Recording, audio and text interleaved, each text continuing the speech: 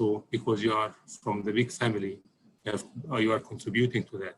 And most importantly, we have to remind ourselves all the time that most of the member states of the United Nations are developing countries. So this gives a lot of weight of the work that we are doing on the South-South, and also triangular cooperation, which is a very important angle that we have to take into consideration. And also, this is coming at the time that you know better than me, the last report on biodiversity is not giving any promising signals, unfortunately. And the pandemic also is complicating the situation, and the Secretary General has referred recently, to the dire situation. And that's why the nature-based solutions actually is coming as a very important tool, in order to address the issues of climate change and also the issues of biodiversity.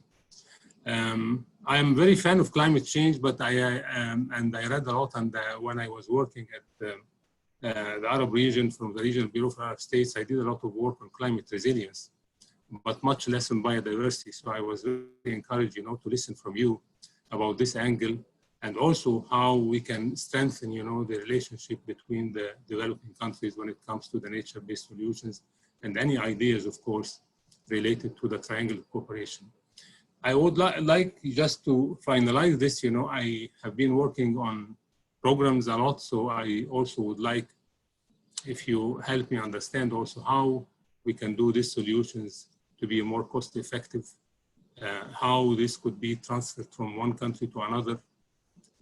I am, of course, I can say that I know the situation in some of the developing countries in the Arab region, Middle East and North Africa. And if you look at countries like Yemen or Sudan or Somalia, these are countries, that are going also through very difficult situation. So during this, periods of intense crisis, and conflict, how much these countries are losing from their biodiversity as well, and how also we can think about the resilience, and during this period, how do we prepare them? I just would like to, finalize my words by thanking Muriel and Grace, for actually inviting me to this webinar, and I am really delighted to see all of you. I will be with you all the time, and I will take notes, and this will be my first lesson on nature-based solutions. Over to you, Muriel. Thank you so much, Mr. Abdellatif. It's a pleasure to virtually meeting you too. And welcome. So now we will begin with the presentations of our distinguished panel. First, with Mr. Moritz Weigel, Managing Director of the China-Africa Advisory. He has worked 10 years in international business, consulting, international development, cooperation, and UN civil service in the areas of climate change, renewable energy, and environmental technologies. Last year, he worked with the Office for South-South Cooperation as Senior Research and Program Advisor. The floor is yours, dear Moritz. Thank you, Muriel. Thank you for the warm welcome and the introduction. Indeed, I had the privilege to support the UN Office for South-South Cooperation with the development of its flagship publication on this topic. We focused in that publication on the bioeconomy, which is, depending on the definition that you take, a subset of nature-based solution. Sometimes also equals that term, depending on how you look at it. And I have the honor to present that publication today as an opening for this webinar. I'm going to do that by starting to share my screen.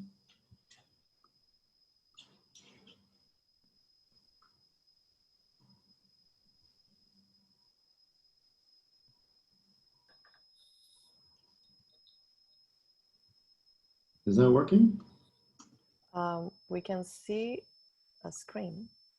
Maybe if you want to pretend you're moving slides, perhaps? Yes. Here we go. So, I'm sorry, Moritz, it's still yes. white. It's still white. I cannot. Can Okay. anyone else see the slide? No, it's just white. No, it's just white. We can definitely see your screen, but it looks just white. Start again. Sure, let's try again. Just stop and start sharing.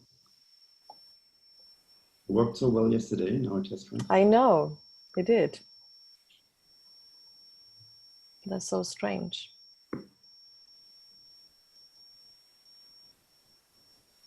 Maurice, my experience sometimes, yes, good. There you go. Yes, okay. All right.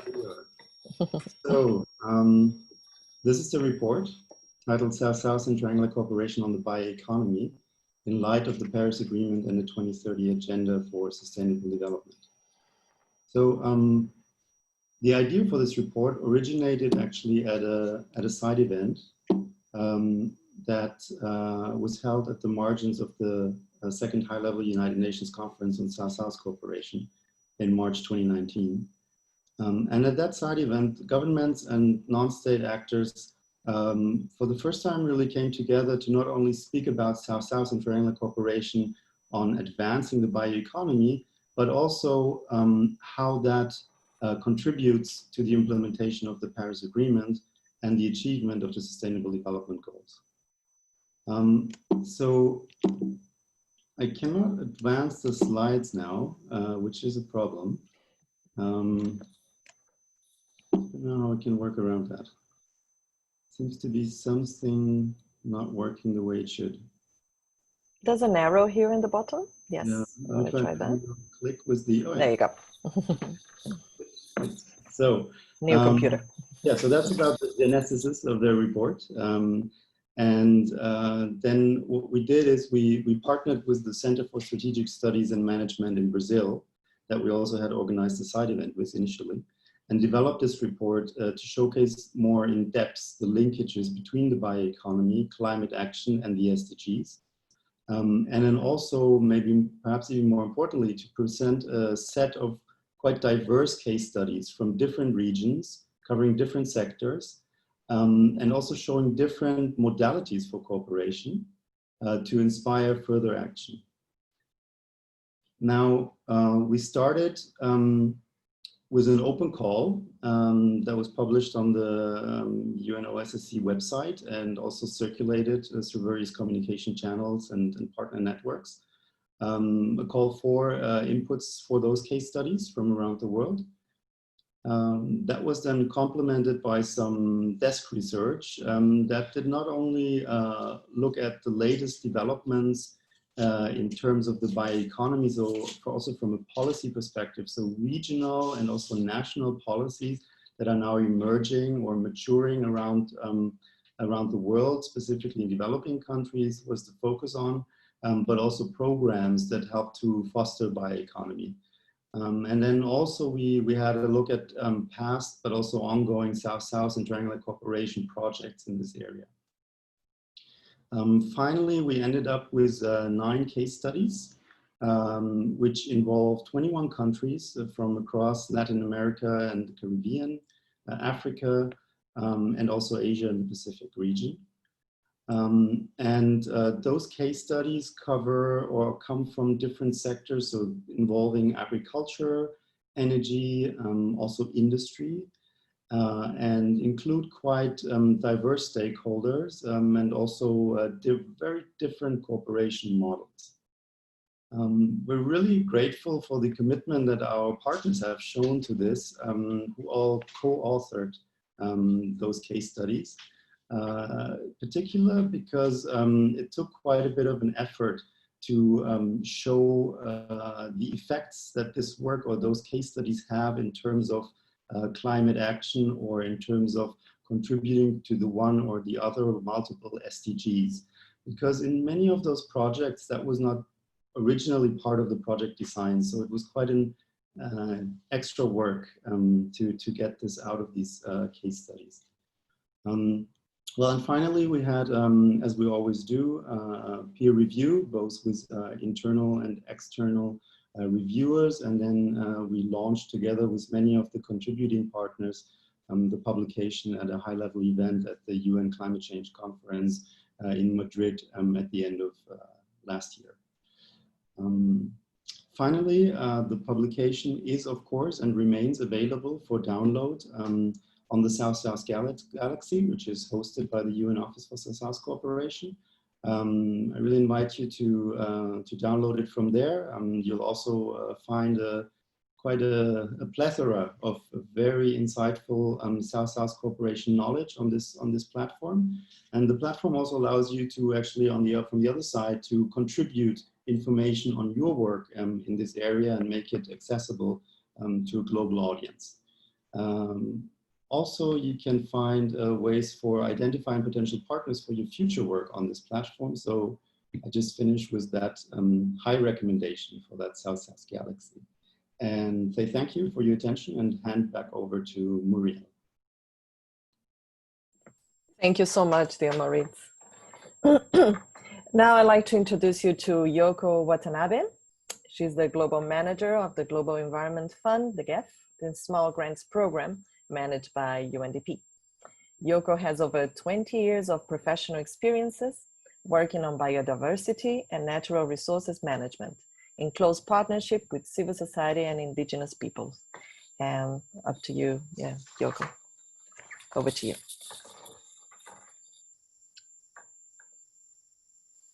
I think you are muted, Yoko.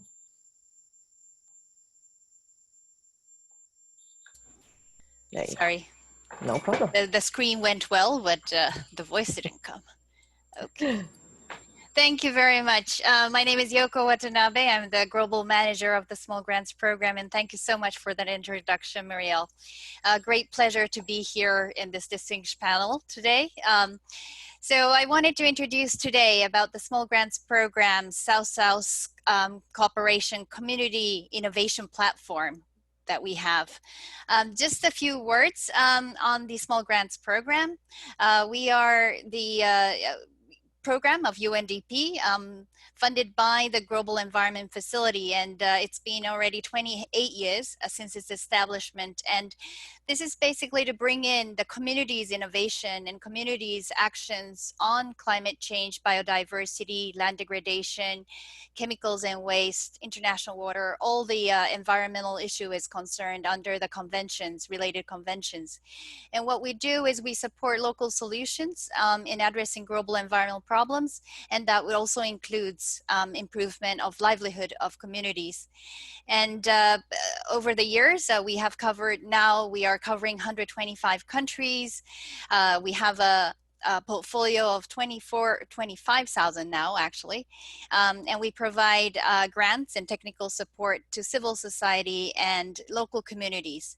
And this is a really important partner in the South-South cooperation, as well as achieving SDGs. All the SDGs require really local communities' commitment and solutions, and they really hold traditional knowledge and all that we can build up on and scale up together as partners. So what we do under the SGP South-South Community Innovation Platform is that we have about over 3,000 projects ongoing in 125 countries around the world at any given time.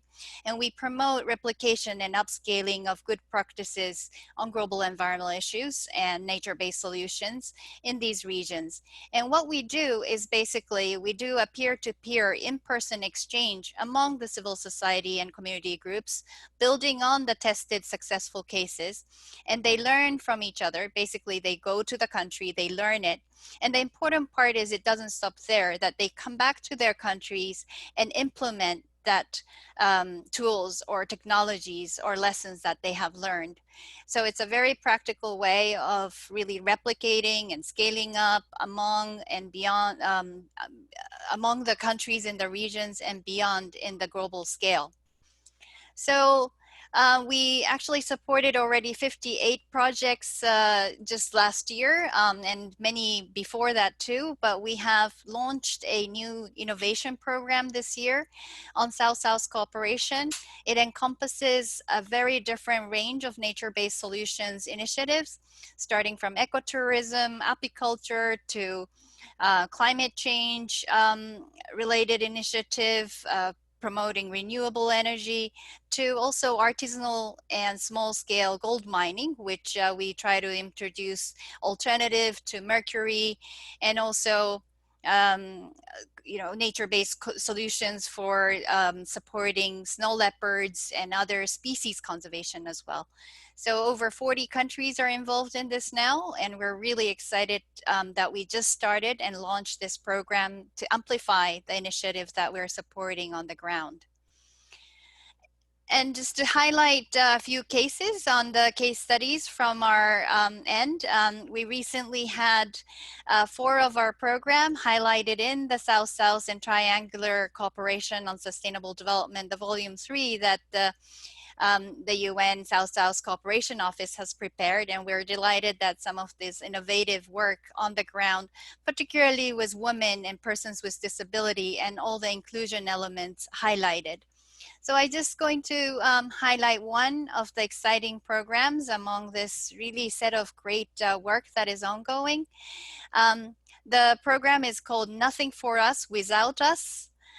It's a program that is really encouraging and engaging persons with disability to the climate change and nature-based solutions.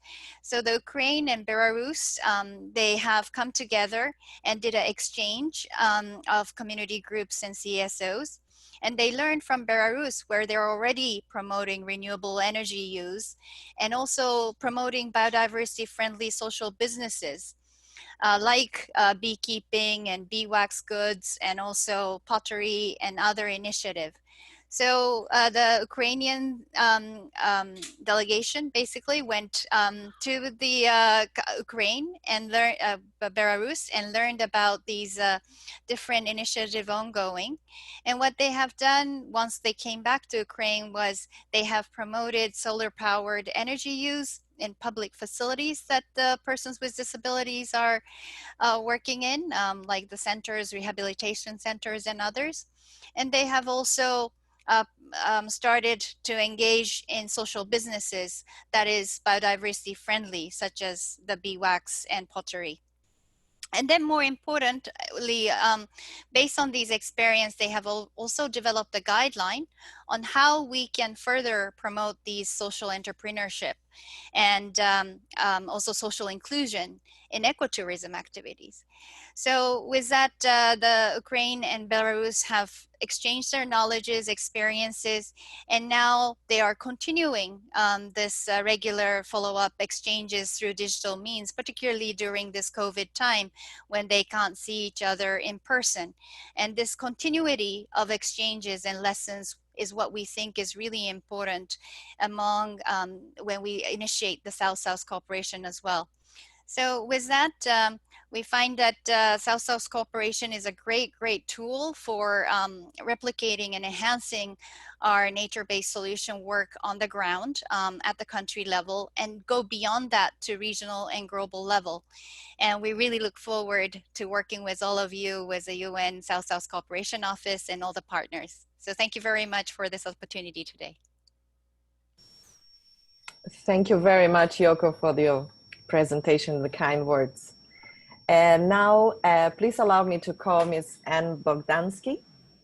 She is a natural resource officer of climate, biodiversity, and environment in the UN Food and Agriculture Organization, FAO, in Rome, and coordinates the International Working Group on Sustainable Bioeconomy and FAO's Towards Sustainable Bioeconomy Guidelines, a project that supports countries in development of sustainable and circular bioeconomy strategies and programs. The floor is yours, Anne. Thank you, Muriel. Thank you very much for inviting us today. I would just like to say a couple of words about our international working group, which is our South-South cooperation mechanism. I will try to share my screen now. Be patient with me.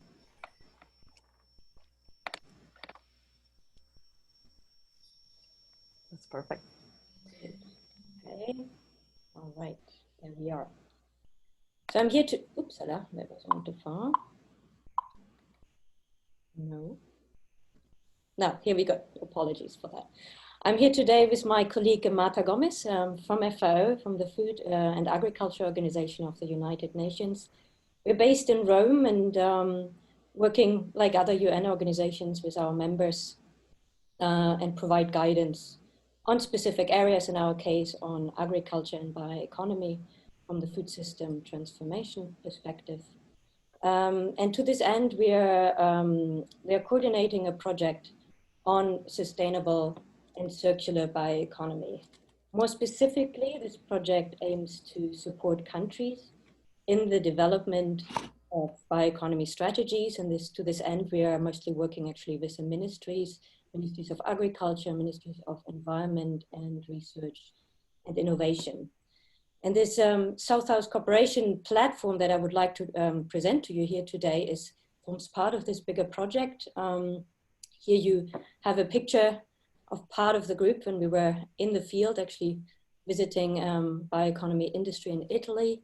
It's a group that is composed of 35 members.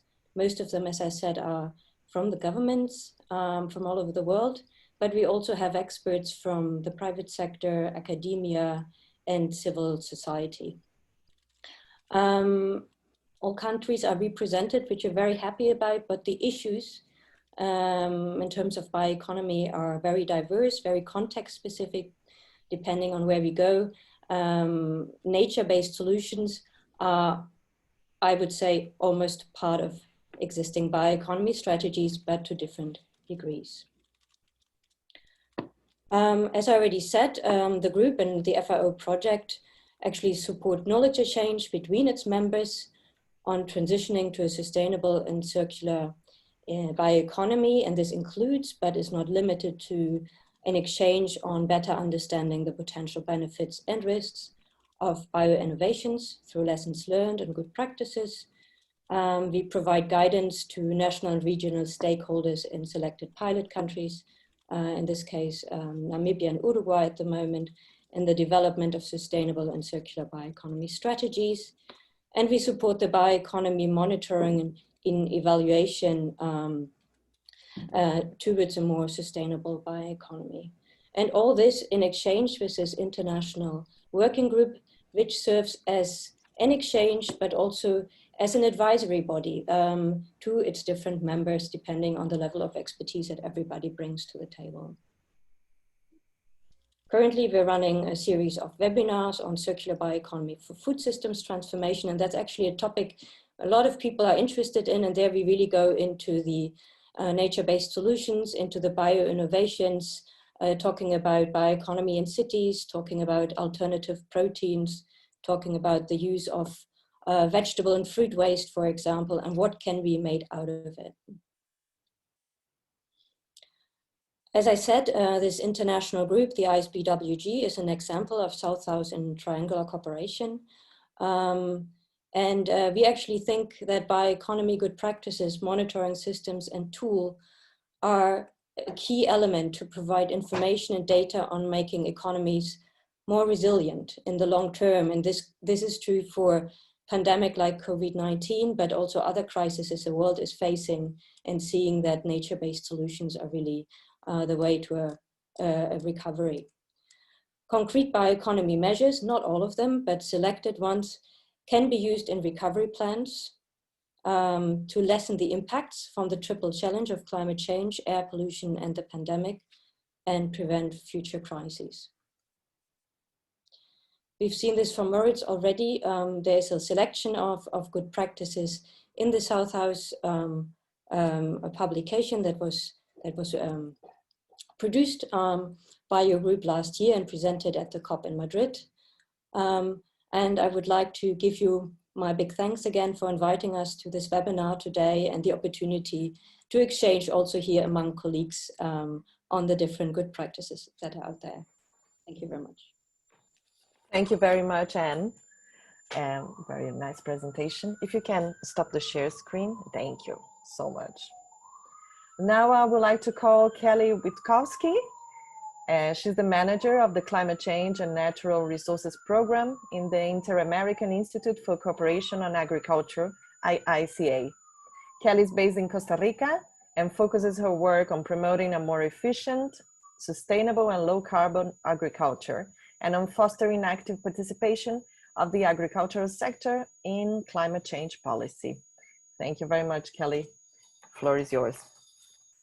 Thank you very much, Muriel. Hi, everyone, and thanks to the UN Office on South-South Cooperation. It's a real pleasure to be here with you today and hear about these other experiences and share with you a bit about what we at the Inter-American Institute for Cooperation on Agriculture, or ICA, have been working with our partners on over the past several years related to the system of rice intensification, which is also in some of the case studies that have been featured as a case study in some of the documents that I've mentioned today.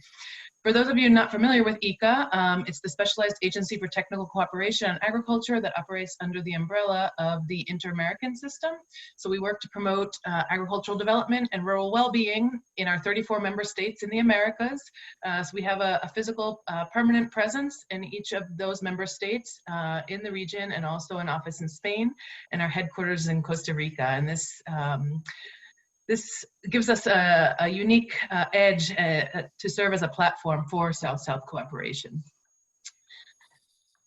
So the case that we're talking about deals with the rice sector in the region. So just a little bit of context, because although the production of rice in Latin America and the Caribbean doesn't compare with that of Asia, it's still a very important crop, produced in more than 20 countries of the Americas on over 7 million hectares, and it provides a livelihood for over 1 million people, 80% of whom are small-scale farmers.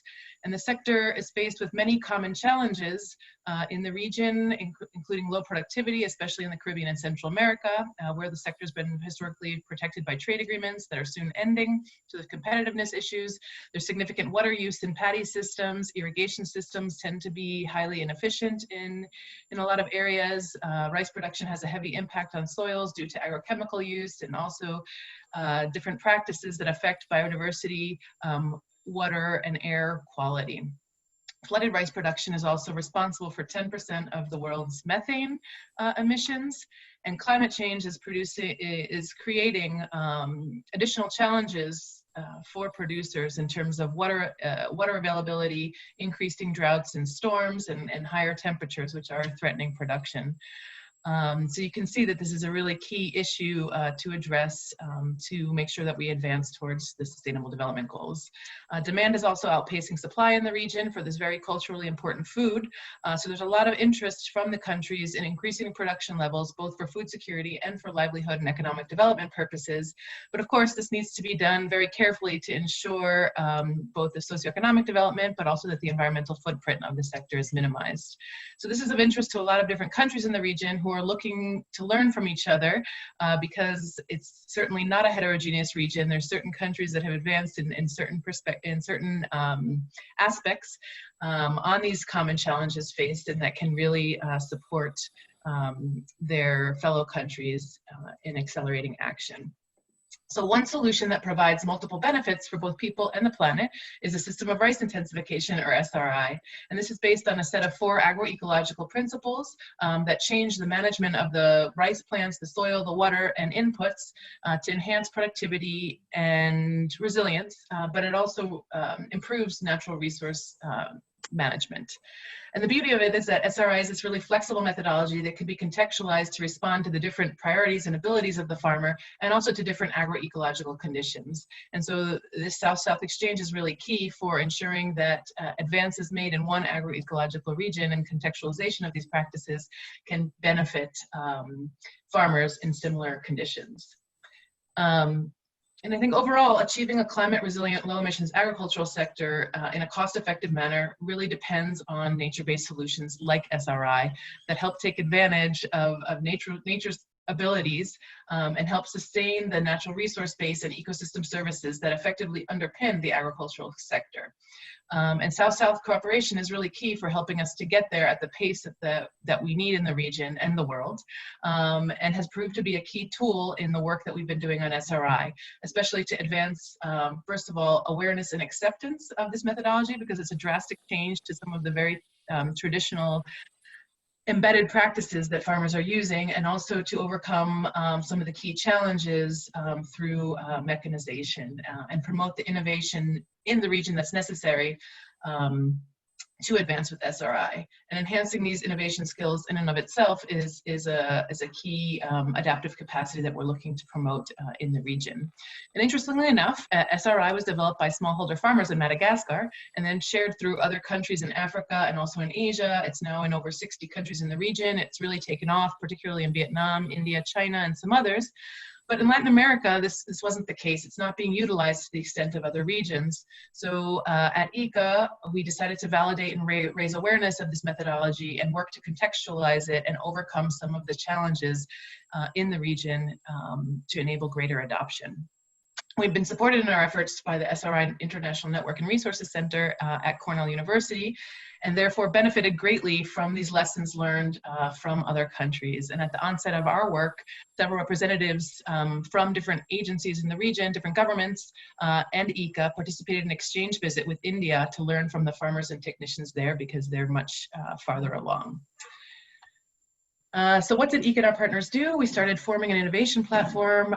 We started with the Dominican Agriculture and Forestry Research Institute in the Dominican Republic, IDIAF, and working with Feria Arroz, which is the National Rice Growers Association in Colombia. And we got funding from Fontagro, which is a regional funding mechanism, to start to work to demonstrate the principles of SRI in the farmer's own field, and working with the local farmers and the local technicians to exchange and start to adapt the practices to make SRI a really local innovation based on seed variety, plant spacing, the use of machinery, and practices that are traditionally used in Latin America and the Caribbean. And a key part of this was the exchange between the two countries. So technicians from Colombia and a sister project working in Panama went to the Dominican Republic at the start of the project to learn and exchange and set the baseline for how we were going to initiate this work. These exchanges continued throughout the lifeline of that project, and then with some modest funding from ICA, we began to involve other countries. And it turned out to be much easier once they were able to see the advances that their fellow farmers and technicians were making in other countries in the region and see that it was really possible. We started an America's SRI network, and we were able to send, for example, a farmer and technician from the Dominican Republic to Venezuela to do some initial training. And this resulted in a WhatsApp group that's actually continued very actively over the past 4 years to keep exchanging information, advice, and of course lots of encouragement, and that's been really fantastic to see, especially since, as I mentioned, rice production and farming in and of itself involves so many deeply embedded traditional practices that seeing and learning from the experiences and setbacks of others was really key for promoting and sustaining change. We were also able to host several regional workshops with people from over 12 countries and a lot of virtual exchanges, webinars as well. We sent some technical staff trained by that specific project after the project was over to Peru to start to advise interested stakeholders there. And really this mutual respect, the word from farmer to farmer or researcher to researcher gets us much farther than anything else, as they can be sure these solutions really work and that they're working in the region in similar contexts. And it's actually really mutually beneficial because it also truly empowers those that have started on this pathway towards greater sustainability in teaching, advising their colleagues, and seeing the uptake and adoption of the information. So overall, we have done over 30 trainings, bilateral exchanges, farmer field days, and other events to demonstrate the results and benefits and innovations we've been making with SRI. We've reached over 1,000 farmers, technicians, and students, and work to develop multiple tools, some of which you can see on the slide, and some of our exchanges that we've done to help support the use of this methodology. Looking at this methodology as a means to get to where we want to be in terms of sustainability and its multiple dimensions in the agricultural sector. And here's where this rural transformation is really key to building a more resilient economy in Latin America, where agriculture provides 14% of employment. And we need to make sure we're investing in these nature-based solutions like SRI to ensure that farmers' livelihoods and these agri-food systems and food security are resilient to increasing shocks that are being, and these solutions, these low input solutions that really rely more on nature's abilities and contributions more than external inputs for production are really key, especially when we see the supply chains disrupted as they were with COVID. So we see a lot of potential in South-South cooperation for advancing this. There's so many contributions that different actors in different countries can make, and sharing will really help drive the trend. Yes. Let's start rounding up for time's sake. I have to, sorry, it's a terrible job, but I have to do it. No, that's okay. Just to finish up, we see so much potential with the South-South cooperation for driving the transformation that's really necessary in the sector. Looking at greenhouse gas monitoring, water use efficiency, data collection, not only within Latin America and the Caribbean, but also with other countries. And ICA is a great platform for this. And thank you very much. And I'd be happy to answer any questions. This is great. Thank you so much, Kelly, for a great presentation. There's a lot to talk about. And now let me introduce you to Ms. Charlotte King. She is the Communication and Press Specialist, International Bamboo and Rattan Organization, INBAR.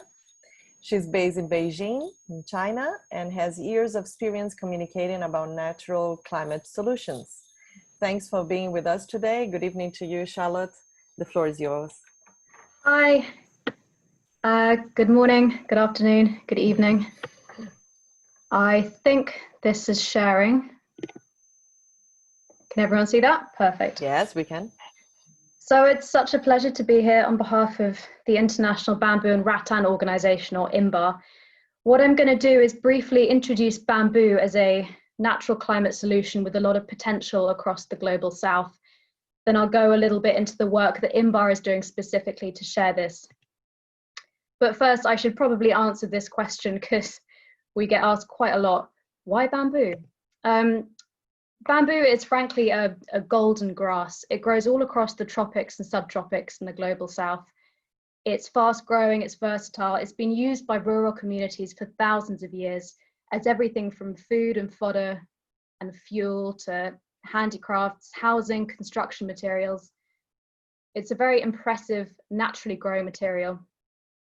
So INBAR has identified a number of the UN Sustainable Development Goals which bamboo can help contribute to.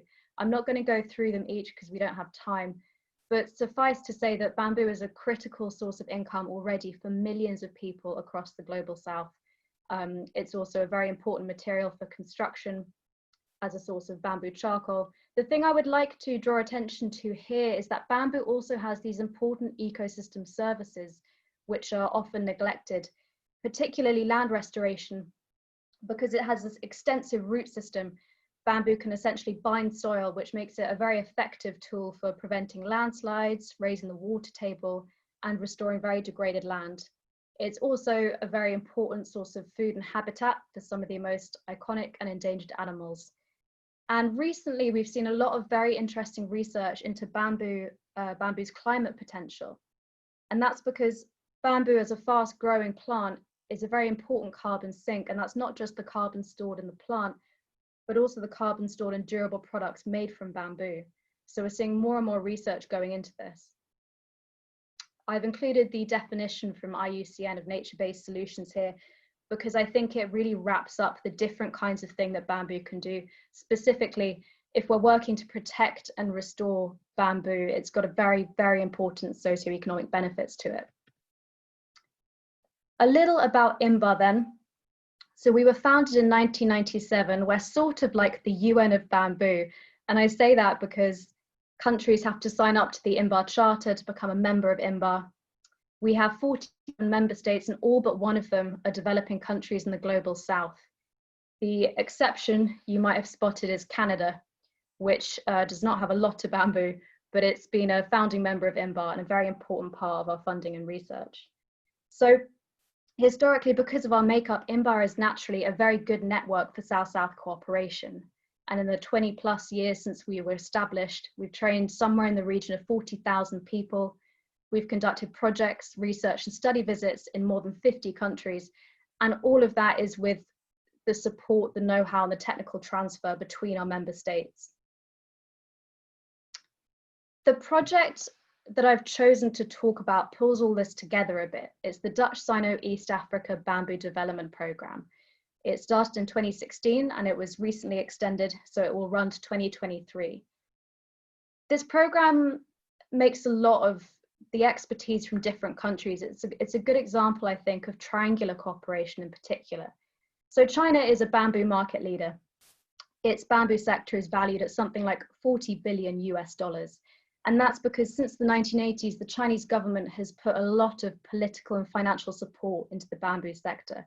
A good example of this is in 1986, China had only 3.5 million hectares of bamboo. And in 2020, it's got 7 million hectares. And that's a result of of a lot of reforestation that's been happening. China's been doing this because it recognized quite early on that bamboo can be a really important part of poverty alleviation and reforestation initiatives in the South. The Netherlands, by contrast, doesn't have much bamboo. However, it's got a very robust private sector, which is churning out incredibly value-added engineered bamboo products. You almost certainly have some of these in your home. You will have stayed in a hotel or walked along a promenade with some of the bamboo flooring that's produced by these Dutch companies. So they have a lot of very important experience, especially about international export of value-added goods. So the aim of this project is to apply the experience of these two countries to 3 countries in East Africa. Ethiopia, Kenya, and Uganda, between them have millions of hectares of bamboo, some 3 to 4% of the world's known total. However, the bamboo sector is pretty underdeveloped. It's still considered a poor man's timber in a lot of areas. There's little capacity and technology to make value-added products for export. So yes. It's still ongoing, but I just wanted to share a slide to make clear just how integral South-South and trilateral cooperation is to this project. So in the years since it started, foresters in Ethiopia, Kenya, and Uganda have made resource assessments to find out how much bamboo they have and where it is. And that's done with expertise from Chinese universities and this new bamboo resource assessment technology developed in China. The project has built capacity and transferred a lot of technology. We train thousands of people every year, from smallholder farmers to bamboo artisans to policymakers. And a lot of these people will travel to China or the Netherlands on a study trip. We've done conferences at Wageningen University and in Beijing. Through the Dutch private sector support in particular, we started to build market links between East African bamboo economies and Europe. It's still ongoing, so it's too early to tell.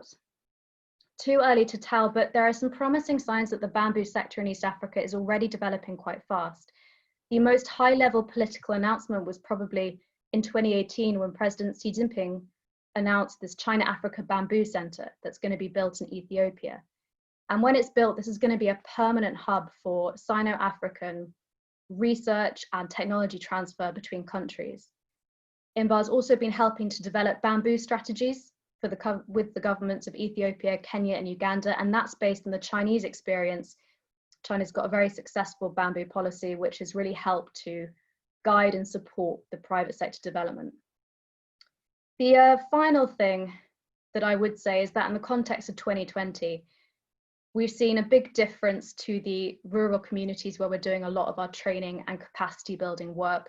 There has been a lot of pandemic-inspired urban to rural migration. It's putting a lot more stress on some of these households which we work with. And so our training and capacity building, which we're still doing in 2020, has taken on an added importance as a form of resilient value-added income, which is really making the most of a nature-based resource that's spread all around some of these rural areas. I think it's one of the most important things we can be doing right now is to build that resilient form of income. So that was it.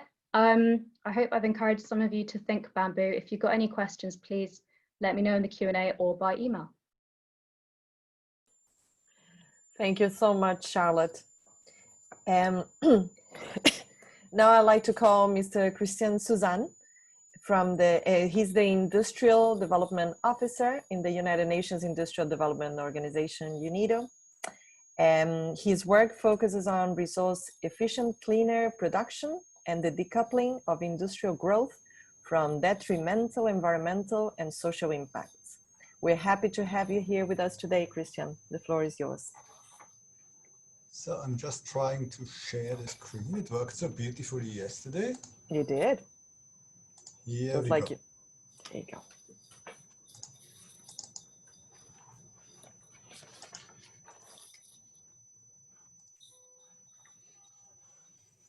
Is it the right slide on your side?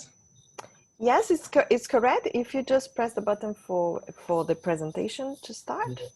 Yes, or double click in the slide. Yeah. Mm. I think there's one button in the bottom, in the right. There's one to the start show. Okay. No. No. Just you can go to. Yes. Let me. Okay. There's here, and I don't know. Now you can see me in the bottom right. There's a little sort of screen, little button, where you have the percentage of the screen in the bottom right. Right. Yes. Okay. Well, let me go through it. Yes. If I find. All right, ladies and gentlemen, thank you very much for this opportunity. My name is Christian Susan. I work with UNIDO, the United Nations Industrial Development Organization, and I would like to share a few examples where we use nature-based solution in line with our mandate to promote inclusive and sustainable industrial development. The first project I would like to feature is the use of pyrolysis of coffee husks, as we have launched it in Vietnam. As most of you might be aware, if you produce coffee and if you process the coffee, you end up with 30 to 50% of waste in form of coffee husks. And these coffee husks can pose quite a serious environmental problem. And we started to use them now in pyrolysis. Pyrolysis is a thermochemical process, a decomposition of organic material at elevated temperatures in the absence of oxygen. And you cannot only generate heat with this process, but you can also save fossil fuels and therefore contribute to greenhouse gas reductions. And the final product, in the end of the day, you end up with a char, a biochar, which can be used as soil conditioner. So you really can close the loop from the green cycle back to the green cycle. And we have used South-South cooperation as UNIDO. We are closely cooperating with a network of national cleaner production centers, which has been jointly brought to life with our sister organization, UNEP. And through these national cleaner production centers, we have brought this technology to other coffee-depending or strongly coffee-relevant economies, like, for instance, to Bolivia. And it has been taken up with big success. And in the end of the day, if you have this series of benefits, you can really contribute towards resilience to global pandemics like COVID-19. If you can use your waste to generate heat, which is needed in process to save fossil fuels and to contribute to the reduction of fossil fuels. In Montenegro, we have used reed bed filters. We've used the properties of phragmites, which is a common reed, which has the ability to dewater sludge from municipal wastewater treatment plants and to reduce the volume. So the dewatering, you can bring the total solid substance from 2%, as in the original sludge, to up to 50%, which then corresponds to solid matter, which can be trucked away. And you can reduce the volume to a tenth of the original. The advantage is it's not only bringing down the volume and dewatering the sludge, you also compost the sludge. So in the end of the day, the product, like the biochar, can be used as a fertilizer in field, and in Montenegro, it's used for the restoration of degraded forest habitats. The benefits of the methodology is compared, you have the same benefits, you have the same cleaning effect, like if you would need, for instance, a filter press. But with a filter press, you have to use some chemicals to condition the sludge. You have to use energy, and the residual sludge can be used in both cases in the absence of heavy metals as a soil conditioner and a fertilizer. And again, we can close the loop between the production of food, which ends up as nutrients in our daily output, and then to bring these nutrients back to forests or to agricultural areas. The same idea has been retained using nature-based infrastructure for the cleanup of Lake Modrac in Bosnia. a whole series of nature-based solutions has been developed, and to demonstrate the effectiveness and the cost efficiency of these proposed solutions, a pilot project, a constructed wetland, again using Phragmites, has been implemented for an orphanage, which reduces the input of nitrogen and phosphate into Lake Modraj quite considerably. And we have used South-South cooperation for scaling up and for rollout, and we have similar projects now in Uganda, where these constructed wetlands are used to treat wastewater from either municipal entities or from smaller scale entities. In Indonesia, we are working on a public-private partnership on water stewardship. This goes back to the commitment of some of our private sector entities who have said it's not only enough if we work in a water scarce catchment area that we become water effective users, but we also have to do something beyond our factory gate if we want to secure our supply of water. And in the Eastern Java province's water scarcity already limits socioeconomic development. It really hinders the daily life of people and also the business life for industries. So what we did, we had a stakeholder engagement workshop. In this stakeholder engagement workshop, land degradation and deforestation were identified as the drivers of water scarcity, and as priority measures, the restoration of upstream agroforestry schemes, the buffer zone between the remaining original rainforest and the agricultural areas. As we have already heard today, also the restoration of bamboo forests, or the implantation of bamboo forests along downstream riparian areas, and the establishment of absorption wells have been identified as nature-based solutions to overcome water scarcity in these catchment areas, and to make sure that the sustainable supply of water to people and businesses in these catchment areas can be guaranteed. And last but not least, with support from the Global Environment Facility, we are also working on demonstrating the business case for nature-based solutions. We are all aware that these nature-based solutions have a lot of benefits, but they are also cost-effective and competitive.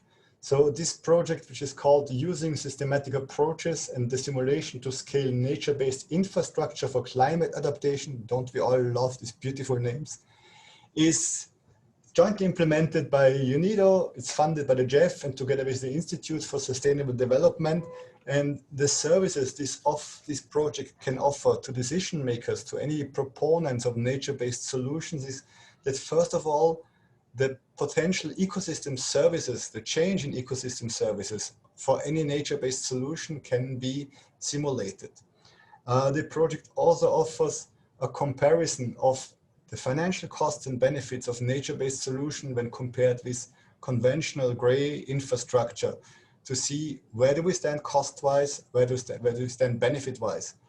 And I think the most important thing, which also has already been mentioned, that these nature-based solutions all provide a whole series of positive externalities. So under this project, the proponents of nature-based solutions are also informed about the economic value of these positive externalities, which is being provided by nature-based solution. And the reason is to disseminate the information and to really demonstrate the superiority of nature-based solutions over gray infrastructure. In some cases, you need gray infrastructure, there's no way around. But in many situations, nature-based solutions can be superior. And this is to inform decision makers so that more nature-based solutions can be applied to react to climate change, to adapt to climate change, and to restore ecosystem services, which we all depend on. Thank you very much, and sorry for the mishap with the presentation. It worked perfectly yesterday, but that's the demonstration effect. Thank you so much, Christian, for the presentation. I think you worked very well without the slides. You didn't need that, but I'm sorry for the technical problems, yes. Finally, we have our last panelist today is Ms. Shira Mukibi. She is the Business Development Manager on Bio-Innovative Africa, ICIPE, and where she provides business development support to startups and entrepreneurial scientists as they commercialize innovative solutions from bench to marketplace. Very interesting. subject too. Great to have you with us today, Shira. Very excited to hear your presentation. You have the floor. Yeah, thank you so much. And thank you also for the opportunity to be able to present on behalf of the International Center of Insect Physiology and Ecology, which is ICIPE, which is the international research organization that is based here at Nairobi, Kenya. And it's managing and implementing a program which we have called BioInnovate Africa. So I will present about an initiative that is being supported through BioInnovate, which is on turning fruit waste into gel fuel for rural households. And we are grateful for UNOSSC for including us as part of the case study in this publication. So just a little bit about BioInnovate. BioInnovate is a regional innovation-driven network which is stimulating a bioeconomy within Eastern Africa. And I already mentioned it's implemented as a program of the International Center of Insect Physiology and Ecology. ICIPE is really an insect-based research organization and trying to focus on insect research, but also integrated within food security, agriculture, and really taking our people out of poverty, but using insect research as the entry point. BioInnovate itself is funded by the Swedish International Development Cooperation Agency. And I guess this is now where the triangular cooperation now comes in. And at BioInnovate, we believe that diversifying sources of growth based on biological resources can make a more inclusive and sustainable economic growth within Africa. So we mainly focus on 3 areas. The first one is on adding economic and social value to biological resources, mainly through value addition. And then the second one is on creating new business prospects for bio-based products, where we focus a lot on creating new businesses through business incubation and supporting enterprises to spin out especially from universities. And then the third is on strengthening innovation ecosystems, where we are working a lot, mainly within the local innovation ecosystems around universities, but also at the policy level. And actually BioInnovate is leading the development of a regional bioeconomy strategy for Eastern Africa. So at the moment, we have over 300 scientists, innovators, who work together in a kind of a triple helix model where we are having academia, industry, and policy, and that is how we work. So these are all based in over 90 organizations in 6 countries, that is Burundi, Ethiopia, Kenya, Rwanda, Tanzania, and Uganda. So they are mainly universities, private firms, which are companies, not-for-profit organizations, community-based organizations, government, and also policy-related agencies and research institutes. So about this particular initiative on bioalkanol gel, the team that is working on this particular product is focusing most of its work around the Lake Victoria Basin, which is a significant water resource within Eastern Africa. And the region around this area is characterized by high rates of deforestation, which is mainly driven by human activity. As you all know, there's a lot of population growth. Apparently over 90% of the rural households within this basin rely mostly on wood-based fuel. And of course, in form of charcoal, but also firewood. And most of this has a negative effect, for instance, releasing greenhouse gas emissions and also raising health problems. So the team was inspired to come up with an alternative replacement for this, because this is really a significant impact for the people living in this region. So when it comes to the gel itself, it's actually a thick liquid paste that is made from fruit waste, which is fermented, and then they also make a bit of additives and binders that are biological or biological based. The gel burns with a clear flame without smoke or soot, and it's actually comparable to liquid petroleum gas. And with regard to the comparison, a liter of water can burn for 5 minutes to boiling point with this gel, whereas for LPG, it normally takes about 7 minutes. So it's very comparable. It also has mosquito repellent properties. So this region here, has a lot of mosquitoes because, of course, the lake, the mosquitoes love to lay their eggs on top of it. So you have a lot of, it's quite infested with mosquitoes. So this is like a double advantage or benefit. And then it also acts as an air freshener. But the gel itself also comes with a special stove, which is fabricated locally at the moment, and it's quite affordable. Actually, a liter of the gel costs an equivalent of $1. And a liter of that gel can be used by a family of 4 for 4 days. So it's actually very affordable. So the main users of the gel itself are the women in the rural and peri-urban household communities, because as you may or may not be aware, these are the ones that usually go out and look for the firewood or buy the charcoal. But now, instead of wasting time, this actually comes in handy. So it actually limits their time to do that. So about the corporation or the team itself, the way BioInnovate works with scientists, with entrepreneurs, with policymakers, and all these related organizations in a collaborative way to enable scientists to translate their research innovative ideas into value-added goods and services. So for this particular team, we have a university, which is the inventor of this product, working together with 2 research institutions in 2 different countries. So we have a Tropical Pesticide Research Institute, which is mainly adding value on trying to establish the efficacy of the gel in terms of mosquito repellent properties and how safe it is to be used.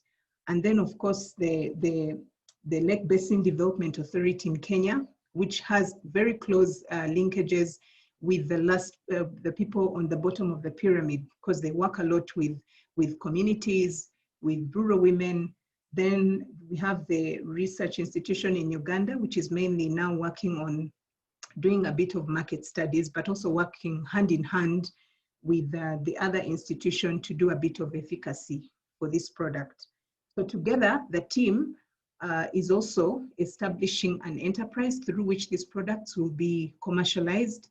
And this is being supported through the Business Incubation Center, which is based at the university. So the team is actually working collaboratively, and they have a collaboration agreement where they have signed and agreed to use these patented products, and also coming up with business models, business to consumer model that they will be using to commercialize the products. So at the moment, the gel has been found to reduce about 80% of carbon emissions.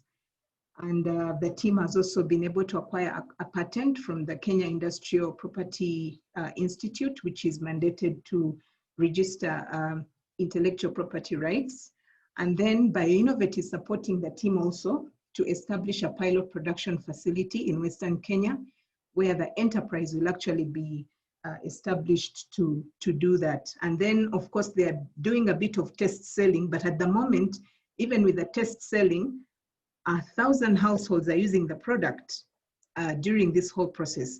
And of course, we are also further supporting them to ensure that the product is certified and standardized by the local authorities in all the countries.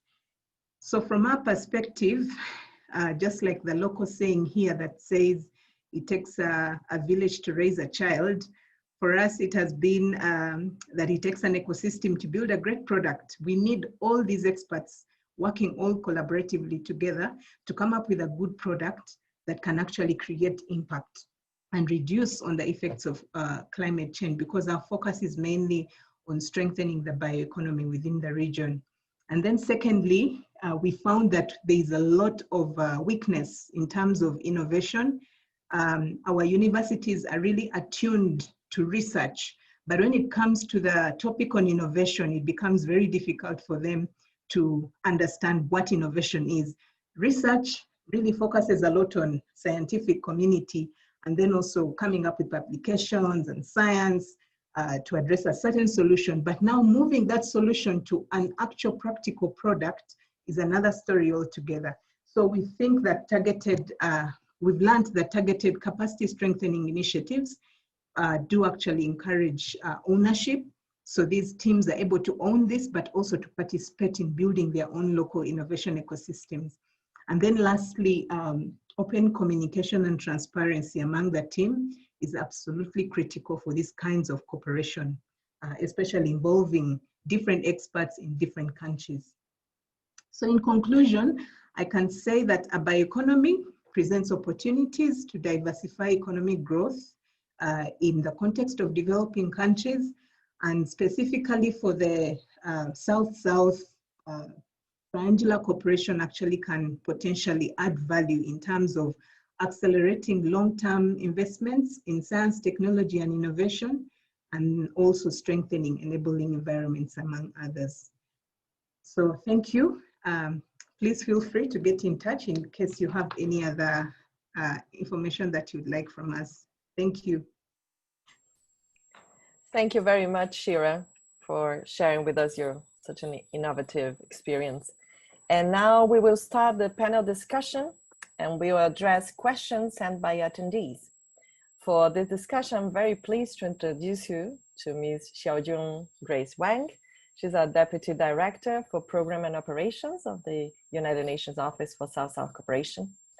Oh, over to you, Grace. Thank you very much, Muriel, and dear colleagues and friends. It's so nice to hear from you today. I know we have been in touch with each other, maybe through emails, but it's wonderful to hear your practices from all different sectors and all different regions. I have discussed with colleagues, and I have been following on the chat box and the Q&A. So let me try to stimulate the discussion a little bit through what I have learned from you and also what I have heard from participants. There's 3 lines of thoughts I wanted to share with you, and each line, there's some questions related. First of all, this is the line of thought along financing. This is also shared, a question was shared by Sarah Gamet. See, all the good practices and all the initiatives, nature-based solutions, usually involve smallholder producers, grassroots-based organizations, communities. So we all know that its future relies a lot on how these can link well with the market, with the value chain integration. Now, investment is the key. Many have started from grants. If we think about how development financing institutions, funds can actually play a role, and what more needs to be done, especially now we have mushrooming development financing institutions from the global south. If you think about it, over 250 development banks and such institutions are in the global south. So how do we link up with that? The innovative financing, you have examples that green financing, green and blue bonds, digital financing are supporting nature-based solutions and the overall bioeconomy. So these are the group of questions around the development financing aspect. Of course, the commercial financing is also part of, the picture, but questions are more focusing on that. Now, the second line of thought is about this impact, the scale. We all know that this is a vivid example of how engaging multi-stakeholders and working actively at community level is contributing to the overall call for inclusive global partnership for SDGs.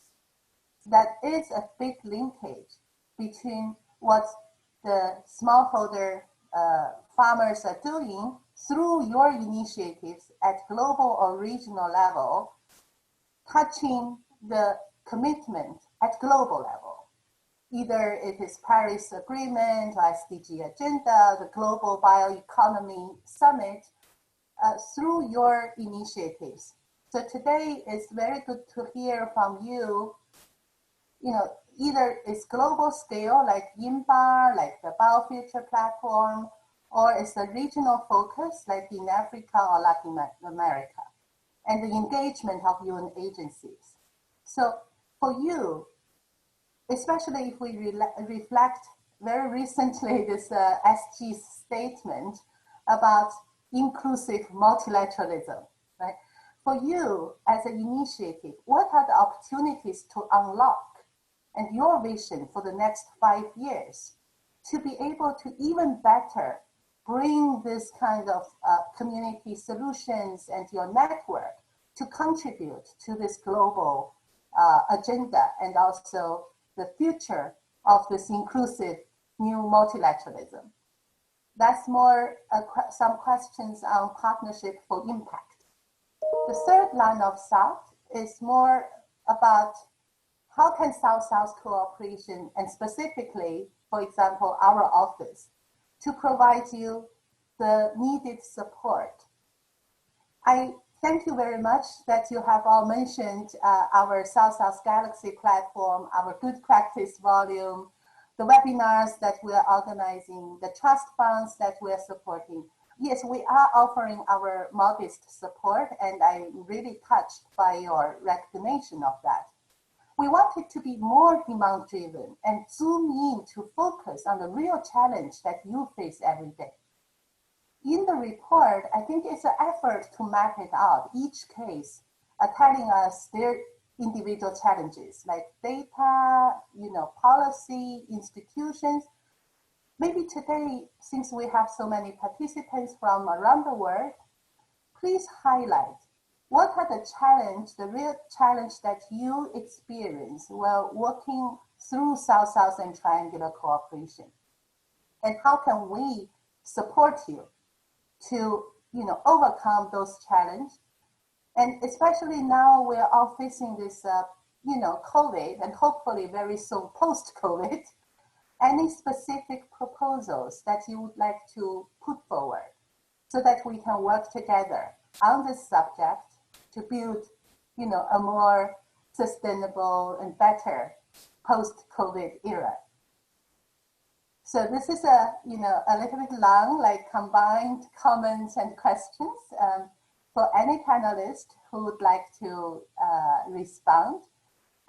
And of course, if others have questions to add, Adil or the participants, over to you, Maria.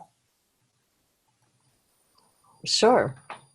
Who would like to just please unmute yourself, and we can just start the discussion.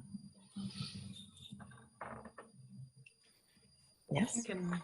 Thank you, Kelly. Go first. Thanks for the super interesting questions and reflections.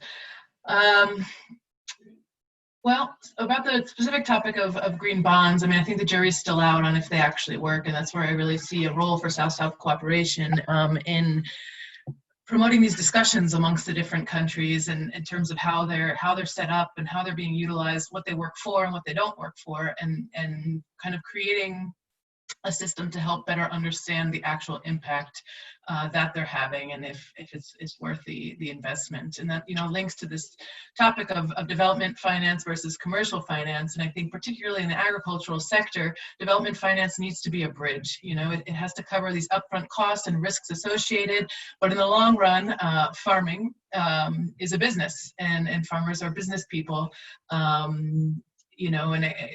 obviously we need some special considerations for family agriculture and for subsistence level farming, but in large part these farmers are connected to markets, and we need to make sure that the solutions that are being promoted really work economically and environmentally, and that farmers are compensated for these additional actions that they're taking on sustainability, especially when it affects their bottom line. And that's where all these systems like payment for ecosystem services, are really valuable in helping to catalyze the transformation and stimulate action from farmers. We expect them to protect their soils. Okay, that's great. They're as Christian mentioned, that provides a lot of positive externalities.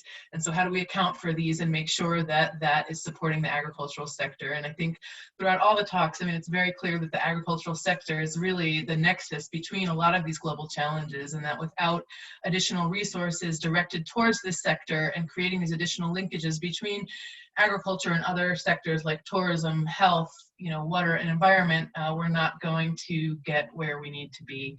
And that's really central to the work that ICA does. We serve as a bridge between countries, between sectors, between levels.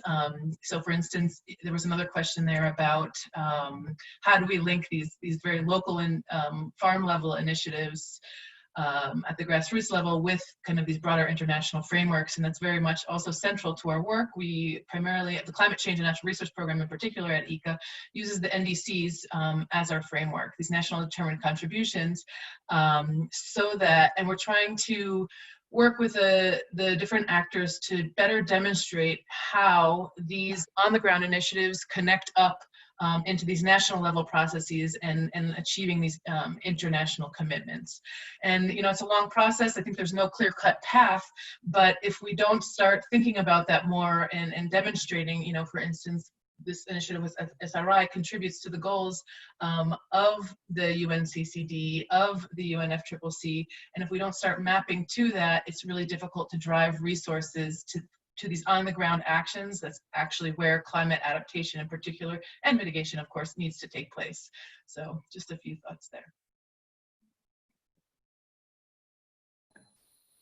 Thank you so much.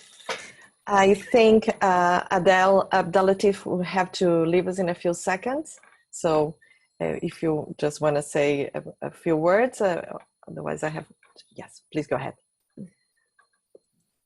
Thanks, Muriel.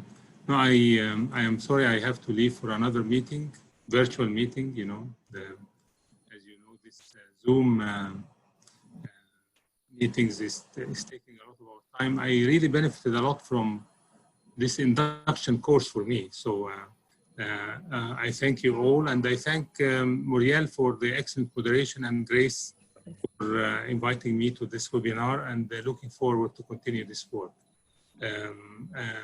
And also, I think we have to see how we can continue this work and build on the wealth of knowledge that you have been sharing with us. I appreciate also if you can share the presentations, because I think they will be more actually helpful to me to see how we can strengthen our work within the UN system, of course, on the nature-based solution. Thank you so much, and I wish a good continuation for the webinar. Thank you. Thank you. Thank you so much. Yes, we will share all the presentations. There will be a recording of the webinar also in the website. I'll gladly share with you all. Thank you so much for coming, Adel.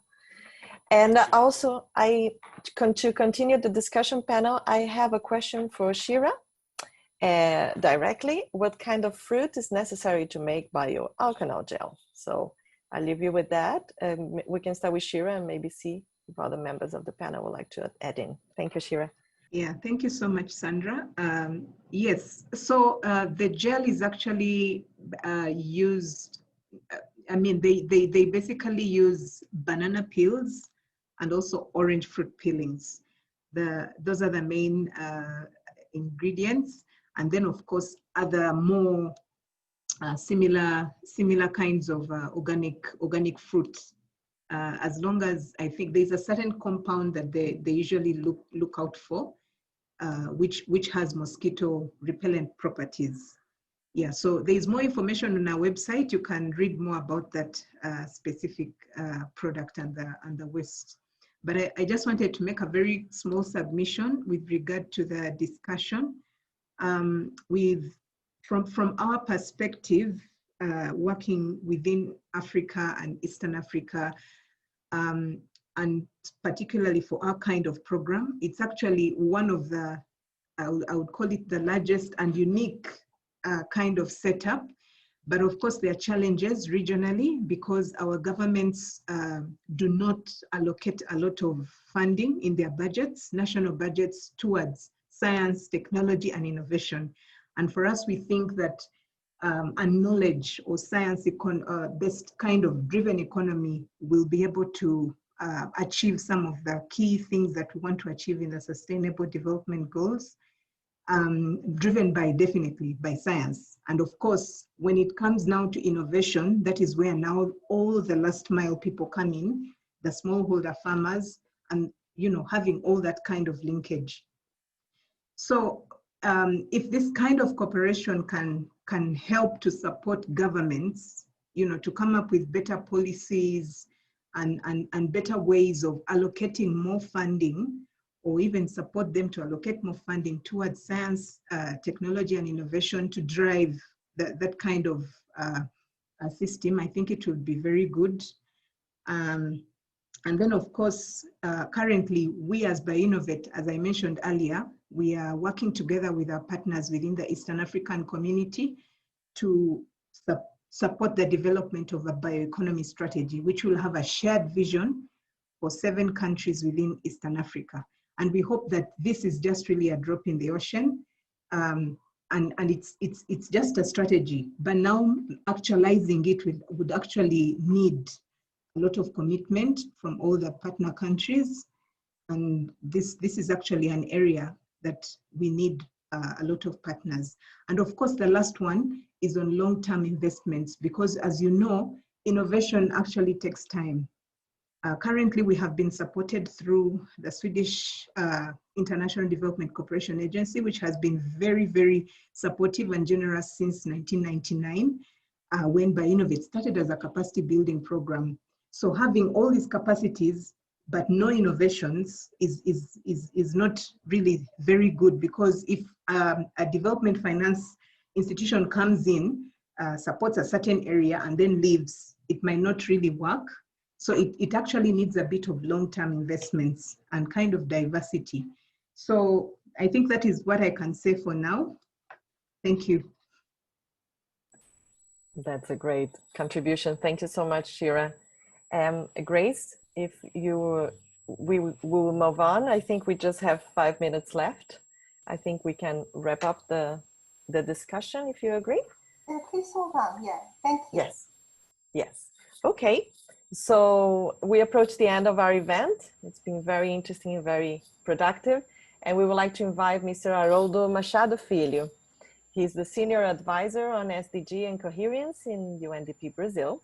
And last year, in 2019, he was also the Senior Program Manager on Climate and Sustainability in our office, United Nations Office for Social Cooperation. So he will proceed with the conclusions of the webinar. Over to you, Haroldo.